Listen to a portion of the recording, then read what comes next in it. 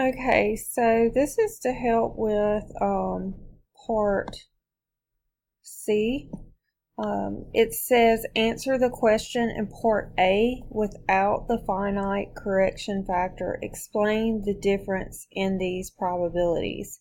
So we're going to do the problem using the information in part A, so that we have the 66% and we have a sample of 40 employees and a population of 175 employees, and 60% of these employees carry dependent family members on their health insurance plans. So we want to calculate this without the population correction factor. So I'm going to pull up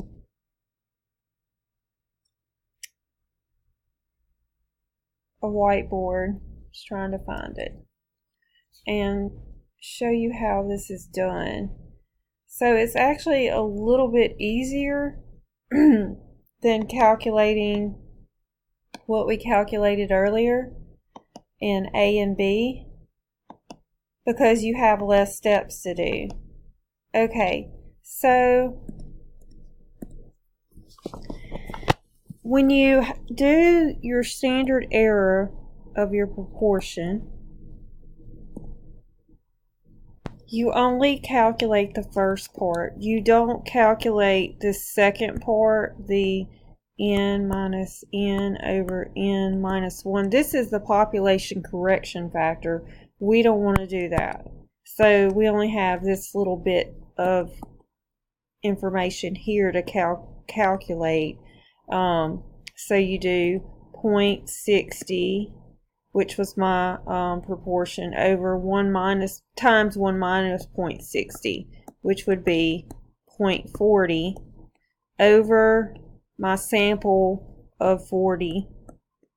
All that information was given to you. So if you do that, I have it already calculated, and I'm going to go ahead and round it. 0.0775 is our standard, the standard error of the proportion without the population correction factor. So now I'm going to use that and plug it in to my z-score for my proportion, which is our 0.66 minus 0.60 over, and I know that you know how to do this because you had to be able to do this to do A and B, but this is a little bit less work. And then when you put that in your calculator, I can't even remember what I got there. Let me calculate that real quick. Okay, you get and I'm rounding to the fourth decimal place, 0.7742. So I need the probability of less than or equal to that. So a quick way, instead of using the table, if you use the table, you would have to do 0.77 for the table. But if you wanted to just use technology, if you click on Stat, and then I guess I need to make my screen bigger. Okay, if you click on Stat and you click on Calculators and click on, sorry, I was trying to use my pen, and then go to Normal, it'll open up this, which I already had open. And what you do is you put in the probability that we just calculated, well, the value we just calculated, and 0.7742, and click compute, and here is your probability, 0.7806, and then